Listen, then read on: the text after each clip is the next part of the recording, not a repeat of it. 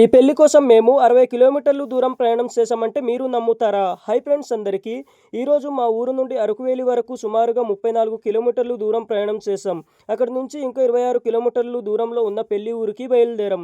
మధ్యలో ఒక 8 కిలోమీటర్లు రోడ్డు మాత్రం చాలా దారుణంగా ఉంది. రోడ్డు అంత బాగోలేకపోయినా ఎలా అయినా ఆ పెళ్లికి వెళ్ళాలి అనే ఉత్సాహంతో ముందుకు వెళ్ళాం.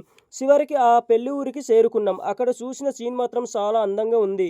పెళ్లి కూతురు, పెళ్లి కొడుకు ఇద్దరు చాలా ముచ్చటగా కనిపించారు. వాళ్ళను చూసి మనస్ఫూర్తిగా happy married life brother and sister అని ఆశీర్వదించను.